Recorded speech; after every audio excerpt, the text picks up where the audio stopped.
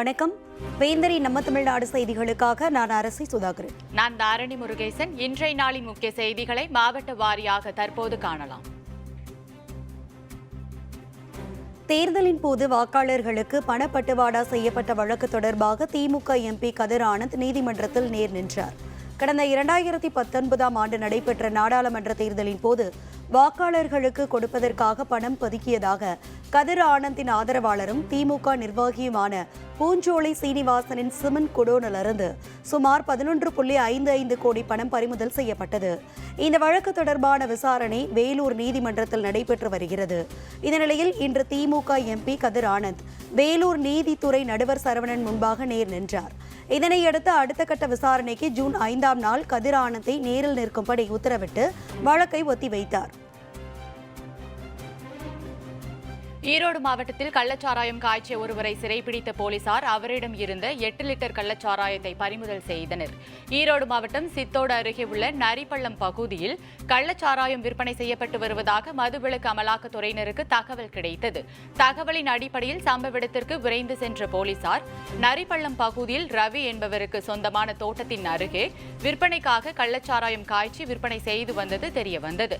இதனைத் தொடர்ந்து ரவியை சிறைப்பிடித்த போலீசார் அவரிடம் இருந்த 8 லிட்டர் கள்ளச்சாராயத்தை பறிமுதல் செய்ததுடன் 20 லிட்டர் கள்ளச்சாராய ஊரலை கைப்பற்றி அளித்தனர்.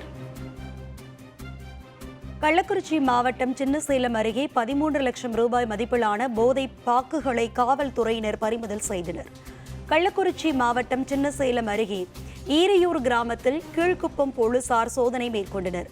அப்பொழுது சத்யா என்பவர் நடத்தி வந்த பெட்டிக்கடையில் 3 பாக்கெட் ஹான்ஸ் பாக்கெட்டுகள் இருப்பது தெரிய வந்தது. இதனையடுத்து போலீசார் மேற்கொண்ட விசாரணையில் சத்யா உட்பட 5 பேருக்கு தொடர்பு இருப்பது கண்டறியப்பட்டது. மேலும் முக்கிய புள்ளியான முத்துலிங்கம் என்பவரிடம் போலீசார் விசாரணை நடத்தினர். அப்போது அவரிடமிருந்து 13 லட்சம் ரூபாய் மதிப்புடைய 1300 கிலோ போதை பாக்குகள் பறிமுதல் செய்யப்பட்டன. 4 சக்கர வண்டிகளையும் போலீசார் பறிமுதல் செய்தனர். இது தொடர்பாக 5 பேரை சிறைப்பிடித்து போலீசார் விசாரணை மேற்கொண்டு வருகின்றனர். கள்ளக்குறிச்சியில் திமுக நிர்வாகிகளுக்கான ஆய்வுக் கூட்டத்தில் மதுவுடன் கூடிய அசைவ விருந்து வழங்கப்பட்டது பேசு பொருளாகி உள்ளது. கள்ளக்குறிச்சி தெற்கு மாவட்ட திமுக சார்பில் இளைஞர் அணி நிர்வாகிகளுக்கான ஆய்வுக் கூட்டம் திருக்கோவிலூர் அடுத்த சந்தைப்பேட்டை பகுதியில் உள்ள தனியார் மண்டபத்தில் நடைபெற்றது. இந்த நிகழ்ச்சியில் இளைஞர் அணி நிர்வாகிகளுக்கு தேர்தல் குறித்தும் வாக்குச்சாவடியில் செய்ய வேண்டிய பணிகள் குறித்தும் குறிப்புகள் வழங்கப்பட்டன. கூட்டத்திற்கு பிறகு 300க்கும் மேற்பட்டோருக்கு மதுவுடன் கூடிய அசைவ விருந்து பரிமாறப்பட்டது. அப்போது உணவு மேஜையின் மீது இலையுடன் ஆளுக்கு ஒரு மதுபாட்டில் வைத்த புகைப்படம் இணையத்தில் வெளியாகி எதிர்மறை கருத்துக்களை பெற்று வருகிறது. பாஜகவினர் மதத்தின் பெயரால் சமூகத்தின் பிளவுவாதத்தை ஏற்படுத்துவதாக விசிக தலைவர் தொல் திருமாவளவன் குற்றம் சாட்டியுள்ளார். சென்னையில் செய்தியாளர்களிடம் பேசிய திருமாவளவன் மதத்தின் பெயரால் பாஜகவினர் சமூகத்தில் பிளவுவாதத்தை ஏற்படுத்துவதாக குற்றம் சாட்டினார். தமிழக அமைச்சரவை மாற்றத்தை விசிக வரவேற்பதாக தெரிவித்த திருமாவளவன் 2026 தேர்தலுக்கு தமிழ்நாட்டில் கட்டுக்கோப்பாக உள்ள அணி திமுக என கூறினார். தமிழ்நாடு அமைச்சரவையில் மாற்றங்கள் நிகழ்ந்திருக்கின்றன. அண்மையில் நீதிமன்றங்கள் சுட்டிக்காட்டிய சில விவகாரங்களை கருத்தில் கொண்டு முதல்வர் அவர்கள் இந்த மாற்றங்களை செய்திருக்கிறார். அதனை விடுதலை சிறுத்தைகள் கட்சி வரவேற்கிறது. தேசப்பற்றோ தேசிய உணர்வோ வளரக்கூடாத அளவுக்கு இங்கே மதத்தின் பெயரால் சமூக பிளவினவாதத்தை செய்யக்கூடியவர்கள் பாஜகக்காரர்கள் தான். சிறுபான்மை மக்களுக்கு எதிரான வெறுப்பு அரசியலை பரப்பிக்கொண்டே இங்கே எப்படி இந்தியர் என்கிற ஒருமைப்பாடு உருவாகும்? இதுபோன்ற பயங்கரவாத தாக்குதல் நடக்கிற போது எல்லோரும் ஒற்றுமையாக இருக்க வேண்டும் என்று எதிர்பார்க்கிற பாஜகவினர் மத நல்லிணக்கத்தை, சமூக நல்லிணக்கத்தை உயர்த்தி பிடிக்க வேண்டும். அதைத்தான் விடுதலை சிறுத்தைகள் கட்சி சுட்டிக்காட்டுகிறது. மதுரை சோழவந்தானில் முன்னறிவிப்பின்றி நெல் கொள்முதல் நிறுத்தப்பட்டதால் உழவர்கள் கவலை அடைந்துள்ளனர். மதுரை மாவட்டம் சோழவந்தான் அருகே முள்ளிப்பள்ளம் கிராமத்தில் 500க்கும் மேற்பட்ட ஏக்கரில் நெல் நடவு செய்யப்பட்டு தற்போது அறுவடை செய்யப்பட்டு வருகிறது. சில நாட்களுக்கு முன்பு அரசு நெல் கொள்முதல் மையம் மூலமாக விவசாயிகளின் நெல் மூட்டைகள் கொள்முதல் செய்யப்பட்டன. இந்த நிலையில் கடந்த 10 நாட்களுக்கு மேலாக எவ்வித முன் அறிவிப்புமின்றி நெல் கொள்முதலை அலுவலர்கள் நிறுத்தி வைத்தனர். இதனால் அறுவடை செய்யப்பட்ட நெல் மணிகள் குவியலாக தேங்கி கிடப்பதாக விவசாயிகள் கவலை தெரிவித்துள்ளனர். மேலும் ஏக்கருக்கு 20,000 முதல் 30,000 ரூபாய் வரை செலவு செய்து நெல் சாகுபடி செய்தும் தற்போது அவை கொள்முதல் செய்யப்படாமல் தேக்கமடைந்துள்ளதாக விவசாயிகள் வேதனை தெரிவிக்கின்றனர். எனவே தமிழக அரசு உடனடியாக நெல் கொள்முதலை துரிதப்படுத்தி விவசாயிகளின் வாழ்வாதாரத்தை காப்பாற்றுமாறு கோரிக்கை எழுந்துள்ளது. திருவள்ளூர் மாவட்டத்தில் போலி தங்கத்தை வைத்து நூதன முறையில் மோசடி செய்த 2 சிறையில் அடைக்கப்பட்டனர். திருவள்ளூர் மாவட்டம் மணவாள நகர் பகுதியில் உள்ள அழகு நிலையத்திற்கு சென்ற பெண் ஒருவர் தன்னிடம் தங்க புதையல் இருப்பதாகவும் 10 லட்சம் பணம் கொடுத்தால் 1/2 கிலோ தங்கத்தை கொடுப்பதாக கூறி ஆசையை தூண்டியுள்ளார். இதனை கேட்டு அதிர்ச்சியடைந்த அழகு நிலைய உரிமையாளர் போலீசாரிடம் புகார் அளித்தார். இதனையடுத்து போலீசாரின் அறிவுறுத்தலின்படி 10 லட்சம் ரூபாய் பணத்துடன் சிவன் கோவில் அருகே காத்திருப்பதாக அந்த பெண்ணுக்கு தகவல் தெரிவிக்கப்பட்டது. இதனை நம்பி இருசக்கர வண்டியில் வந்த பெண் உட்பட 2 போலீசார் மடக்கி பிடித்தனர். அவர்களிடமிருந்து 1/2 கிலோ தங்கம் மூலம் பூசப்பட்ட பித்தளையை கைப்பற்றிய போலீசார் அவர்களை நீதிமன்றத்தில் நிறுத்தி சிறையில் அடைத்தனர். சிவகங்கை மாவட்டம் காரைக்குடி முதன்மை சாலையில் மாடுகளுக்கு இடையே ஏற்பட்ட சண்டையில் அவ்வழியே இருசக்கர வண்டியில் குழந்தையுடன் சென்றவர்கள் கீழே விழுந்து காயமடைந்தனர். நேற்று இரவு காரைக்குடி 100 அடி சாலையில் சுற்றித் திரியும் மாடுகளுக்குள் ஏற்பட்ட சண்டை 15 நிமிடங்களுக்கு மேல் நீடித்தது. மூர்க்கமாக சண்டையிட்ட மாடுகள் சாலை ஓரத்தில் நின்ற இருசக்கர வண்டிகளை முட்டி தள்ளின. அருகில் இருந்தவர்கள் மாடுகளை விலக்கிவிட முயன்றும் மாடுகள் தொடர்ந்து சண்டையிட்டுக் கொண்டிருந்தன. ஆட்டோ ஒன்றை மாடு முட்டிய போது ஆட்டோவை ஓட்டுநர் நல்வாய்ப்பாக தப்பி சென்றார். பின்னர் அவ்வழியே சென்ற இருசக்கர வண்டியை மாடுகள் முட்டி தள்ளியதில் அதில் குழந்தையோடு வந்தவர்கள் சாலையில் விழுந்தனர்.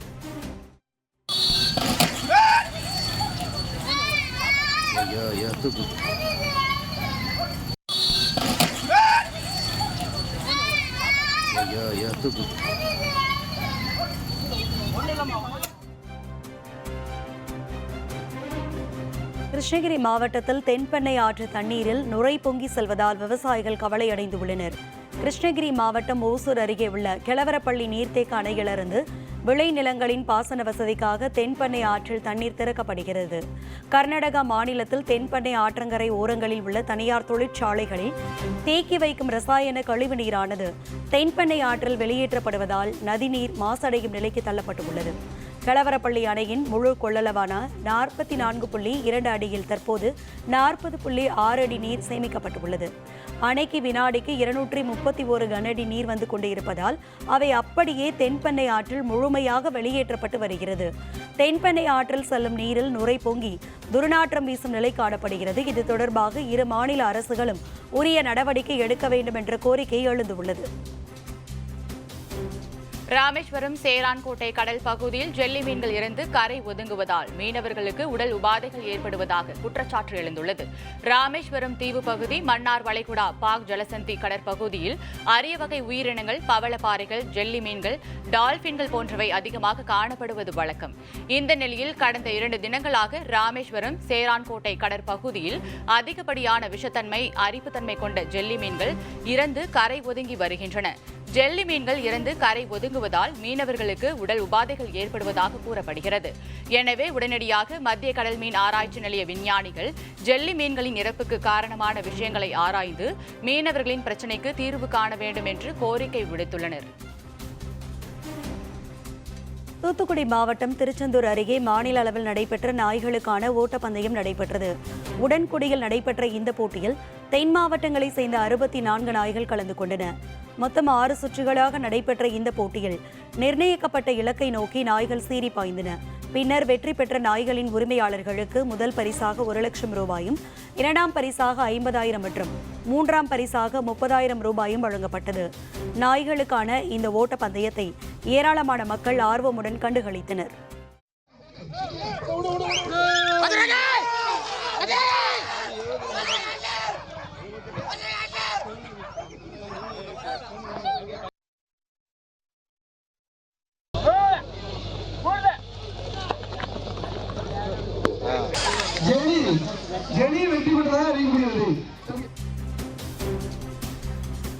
மதுரை மாவட்டம் மேலூர் அருகே பாரம்பரிய முறைப்படி மீன்பிடி திருவிழா நடைபெற்றது.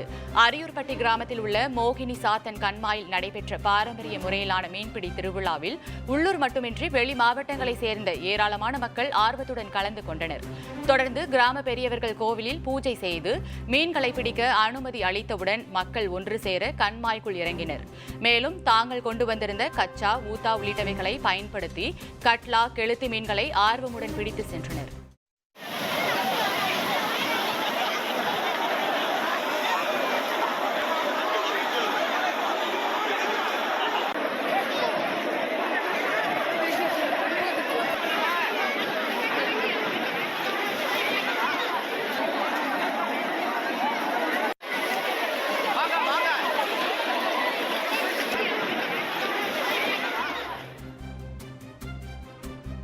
தூத்துக்குடியில் NTPL அனல் மின் நிலைய ஒப்பந்த ஊழியர்கள் 12வது நாளாக தொடர் வேலைநிறுத்த போராட்டத்தில் ஈடுபட்டனர்.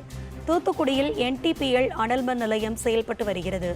இங்கு பணிபுரிந்து வரும் ஒப்பந்த ஊழியர்கள் NLC நிறுவனத்தில் வழங்குவது போன்று ஊதியம் வழங்க வலியுறுத்தி போராட்டத்தில் இறங்கினர். சென்னை உயர்நீதிமன்றமும் NLCயில் பணிபுரிவது போன்ற ஊதியம் வழங்க வேண்டும் என ஆணையிடப்பட்டது. இந்த ஆணையை அமல்படுத்த வலியுறுத்தி கடந்த 17ஆம் நாளில் இருந்து ஒப்பந்த ஊழியர்கள் வேலைநிறுத்த போராட்டத்தில் ஈடுபட்டு வருகின்றனர். இந்த தொடர் வேலைநிறுத்தத்தால் சுமார் 500 மெகாவாட் மின்சார உற்பத்தி பாதிக்கப்பட்டுள்ளது. திருவண்ணாமலை மாவட்டம் ஆரணி அருகே கலவரத்தை தூண்டும் வகையில் ரீல்ஸ் வெளியிட்ட இளைஞரை போலீசார் கைது செய்தனர். நேமிக்குமார் என்ற இளைஞர் சில நாட்களுக்கு முன்பு தனது இடுப்பில் இருந்து அருவாளை எடுத்து தலையை தனியாக எடுத்து விட்டேன், எல்லா சிறையும் பார்த்து விட்டேன் என பாடல் மூலம் ரீல்ஸ் செய்து சமூக வலைதளத்தில் பதிவிட்டுள்ளார். வன்முறையை ஆதரிக்கும் விதமாக ரீல்ஸ் பதிவிட்ட இளைஞர் மீது வழக்கு பதிவு செய்த போலீசார் அவரை நீதிமன்றத்தில் ஆஜர்படுத்தி சிறையில் அடைத்தனர். தருமபுரி அருகே கோரிக்கைகளை வலியுறுத்தி JCB உரிமையாளர்கள் வேலைநிறுத்த போராட்டத்தில் ஈடுபட்டனர். தருமபுரி மாவட்டம் இண்டூர் மற்றும் சுற்றுவட்டார பகுதிகளில் 75 JCB வாகனங்கள் இயக்கப்பட்டு வருகின்றன. இதற்கிடையே JCB வாகனங்கள் மற்றும் அதன் உதிரி பாகங்களின் விலை உயர்வு காரணமாக JCB வாகனங்களை இயக்க முடியாத நிலை ஏற்பட்டுள்ளது. இந்த நிலையில் தருமபுரி அருகே உள்ள நத்தள்ளி பகுதியில் JCB வாகனத்தை தொடர்ந்து இயக்க குறைந்தபட்ச வாடகையாக 3000 ரூபாய் வழங்க வேண்டும் உள்ளிட்ட பல்வேறு கோரிக்கைகளை வலியுறுத்தி JCB உரிமையாளர்கள் வேலைநிறுத்த போராட்டத்தில் ஈடுபட்டனர். திருச்சியில் மணல் டிப்பர் லாரி உரிமையாளர் காலவரையற்ற வேலைநிறுத்த போராட்டத்தை தொடங்கியுள்ளனர். திருச்சி மாவட்டம் துறையூரில் மணல் டிப்பர் லாரி உரிமையாளர்கள், JCB மற்றும் பொக்லின் எந்திர உரிமையாளர்கள், ஒரு யூனிட் டிப்பர் உரிமையாளர்கள் நலசங்கம் சார்பில் காலவரையற்ற வேலைநிறுத்த போராட்டம் நடைபெற்றது. 100க்கும் மேற்பட்ட டிப்பர் லாரிகள், JCB எந்திரங்கள் மற்றும் பொக்லின் எந்திரங்களை வரிசையாக நிறுத்தி தங்கள் எதிர்ப்பை வெளிப்படுத்தினர். மேலும் கட்டுமான பொருட்களின் விலை உயர்வை திரும்பப் பெறுதல், சுங்க கட்டணங்கள், லாரி JCBக்கான காப்பீட்டு கட்டணங்கள், உதிரி பாகங்கள் விலை உயர்வு ஆகியவற்றை திரும்பப் பெற வேண்டும் என லாரி உரிமையாளர்கள் வலியுறுத்தியுள்ளனர். நீலகிரி மாவட்டம் கோத்தகிரி அருகே தனியார் தேயிலை தோட்டத்தில் பெண் யானை சடலமாக மீட்கப்பட்டுள்ளது.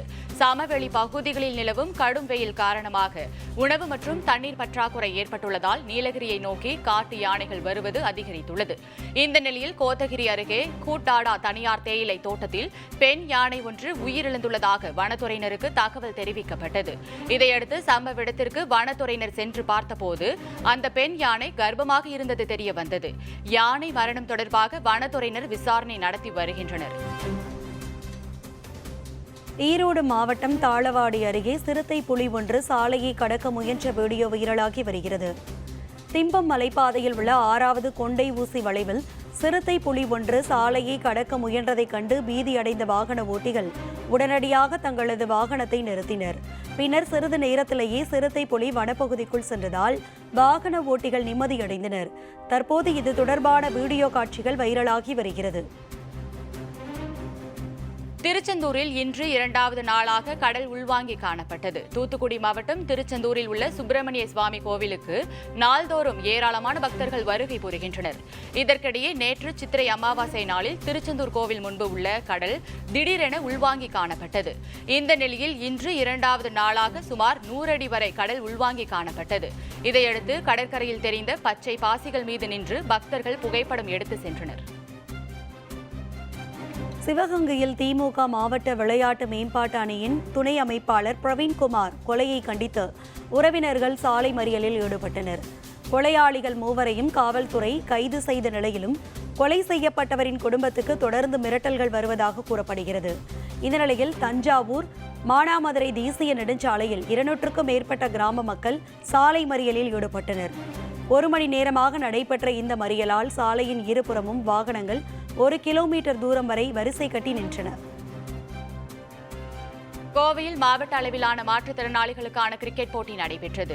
ஒவ்வொரு ஆண்டும் காது கேளாத வாய் பேச இயலாத மாற்றுத்திறனாளிகளை ஊக்குவிக்கும் விதமாக கோயம்புத்தூர் காது கேளாத வாய் பேச இயலாதோர் சங்கம் சார்பாக கோவை கிரிக்கெட் லீக் போட்டி நடைபெற்று வருகிறது. இந்த நிலையில் தொடர்ந்து 3வது சீசனாக பெரியநாயக்கன்பாளையம் பகுதியில் போட்டிகள் நடைபெற்றன. இதில் ஆர்வத்துடன் பங்கேற்ற மாற்றுத்திறனாளிகள் வெற்றி தோல்விகளை கருத்தில் கொள்ளாமல் விளையாடினர். இதில் எளியோருக்கான போட்டிகளில் Ukkadam cricket towers, Mettupalayam cricket thunders, Gandhipuram cricket, ராஸ்கட் ரோடு ஆகிய அணிகள் முதல் 3 இடங்களை பிடித்தன. போட்டிகளில் வெற்றி பெற்ற அணிகளுக்கு வெற்றி கோப்பைகள் மற்றும் ரொக்க பரிசுகள் வழங்கப்பட்டன.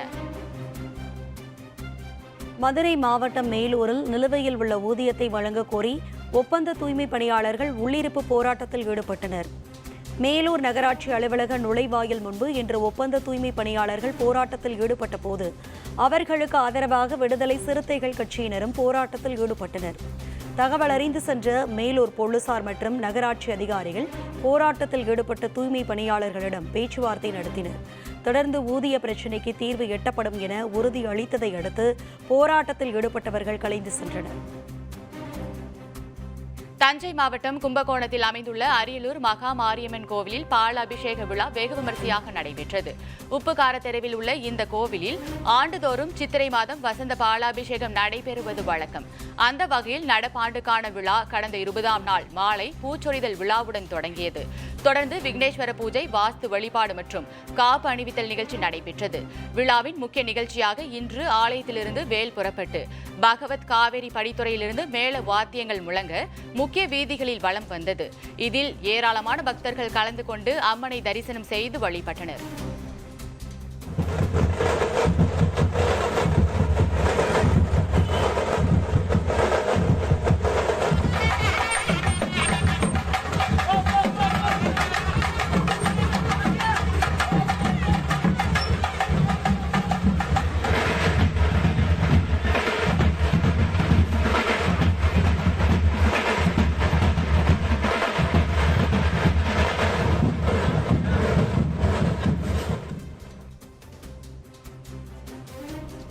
தேனி மாவட்டம் சின்னமனூரில் 2 ஆண்டுகளுக்கு பிறகு பிடாரி அம்மனுக்கு காப்பு கட்டும் விழா சிறப்பாக நடைபெற்றது.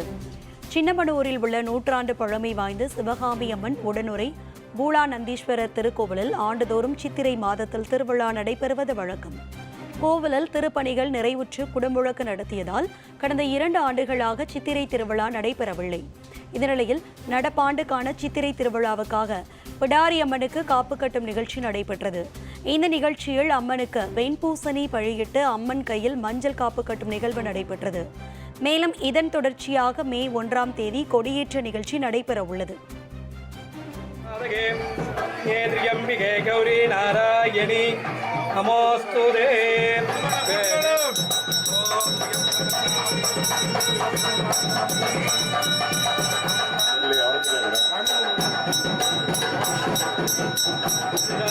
நித்யமுட்டாங்கரீஷணே ஈஸ்வரேகம் சர்வபூதானாம் தாமிகோ மக்பய ஸ்ரீயோ.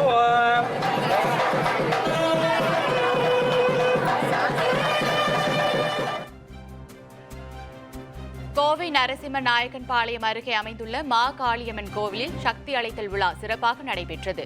வெங்கடேஸ்வரா நகரில் வீற்றிருக்கும் கணபதி மற்றும் மா காளியம்மன் கோவிலின் 3ஆம் ஆண்டு சக்தி அழைத்தல் விழாவானது வள்ளி கும்மி ஆட்டத்துடன் களை கட்டியது.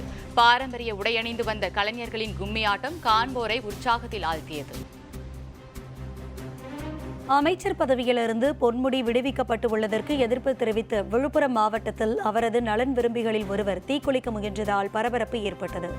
சென்னையில் நடைபெற்ற நிகழ்ச்சி ஒன்றில் பொன்முடி பேசிய சர்ச்சைக்குரிய கருத்து சமூக வலைதளங்களில் வெளியாகி பரபரப்பை ஏற்படுத்தியது. இதற்கு பல்வேறு அரசியல் கட்சியினர் தங்களது எதிர்ப்புகளை தெரிவித்ததோடு பொன்முடி தனது அமைச்சர் பதவியை விட்டு விலக வேண்டும் என வலியுறுத்தினார். இதனைத் தொடர்ந்து அமைச்சரவையிலிருந்து பொன்முடி விடுவிக்கப்பட்டுள்ளார். இந்த நிலையில் விழுப்புரம் மாவட்டம் திருவெண்ணெய்நல்லூர் பேரூராட்சி கவுன்சிலர் பாக்கியராஜ் என்பவர் தனது உடலில் பெட்ரோல் ஊற்றிக்கொண்டு தீக்குளிக்க முயற்சித்ததால் பரபரப்பு ஏற்பட்டது. இதேபோல் பொன்முடியின் சொந்த ஊரான டி இடையார் கிராமத்தில் திமுக நிர்வாகி ஒருவர் தனது இருசக்கர வண்டியை எரித்து அமைச்சர் பதவியிலிருந்து பொன்முடி விடுவிக்கப்பட்டுள்ளதற்கு எதிர்ப்பு தெரிவித்தார். உளுந்தூர்பேட்டை அங்காளம்மன் கோவிலில் பெண் பூசாரியை 20க்கும் மேற்பட்டோர் தாக்கிய சம்பவத்தின் வீடியோ காட்சி வெளியாகி உள்ளது. கள்ளக்குறிச்சி மாவட்டம் உளுந்தூர்பேட்டை அங்காளம்மன் கோவிலில் ஒவ்வொரு அமாவாசை தினத்திலும் ஆயிரக்கணக்கான பக்தர்கள் இங்கு வந்து தீச்சட்டி எடுப்பது வழக்கம். நேற்று இரவு ஏராளமான பொதுமக்கள் அங்காளம்மன் கோவிலுக்கு வந்து சுவாமி தரிசனம் செய்து கொண்டிருந்தனர். அப்போது கோவிலுக்குள் நுழைந்த 20க்கும் மேற்பட்டோர் அங்கிருந்த பெண் பூசாரி ஒருவரை கொடூரமாக தாக்கியுள்ளனர். இது சம்பந்தமான காட்சிகள் தற்போது சமூக வலைதளத்தில் வேகமாக பரவி வருகிறது. இந்த காட்சிகளின் அடிப்படையில் உளுந்தூர்பேட்டை போலீசார் வழக்கு பதிவு செய்து பெண் பூசாரியை தாக்கியவர்கள் குறித்து தீவிர விசாரணை நடத்தி வருகின்றனர். மயிலாடுதுறை மாவட்டத்தில் வெயிலின் தாக்கத்திலிருந்து பறவைகளை பாதுகாக்க பல்வேறு இடங்களில் கூண்டுகள் அமைத்து வருபவரின் செயல் நிகழ்ச்சியை ஏற்படுத்தியுள்ளது. பெரம்பூர் கிராம இளைஞர் பாரதி மோகன் பல ஆண்டுகளாக ஆதரவற்றோருக்கு உணவு வழங்குதல், மனநிலை பாதிக்கப்பட்டோரை மீட்டு உறவினரிடம் ஒப்படைத்தல் உள்ளிட்ட சமூக சேவைகளை செய்து வருகிறார். அதன் ஒரு பகுதியாக தற்போது வெப்பத்தால் தவிக்கும் பறவைகளை பாதுகாக்கும் முயற்சியில் இறங்கியுள்ளார். அதற்காக சிறு தானியங்கள் மற்றும் தண்ணீர் அடங்கிய கூண்டுகள் அமைக்கும் பணியை முன்னெடுத்துள்ளார். சாலையோர மரங்கள் மற்றும் பறவைகள் அதிகம் கூடும் இடங்களில் கூண்டுகளை அமைத்து பறவைகள் சற்று இளைப்பாற ஏற்பாடுகளை செய்து வருகிறார். இதேபோல் அனைவரும் அவரவர் பகுதியில் செய்தால் நம்மால் இயன்ற அளவுக்காவது பறவைகளை வெப்பத்தில் இருந்து பாதுகாக்கலாம் என பாரதி மோகன் தெரிவித்துள்ளார். இத்துடன் வேந்தரின் நம்ம தமிழ்நாடு செய்திகள் நிறைவடைந்தன. தொடர்ந்து இணைந்திருங்கள் வேந்தரின் ஒரு நாள் ஒரு பொழுது இரவு செய்திகளுடன். வணக்கம். வணக்கம்.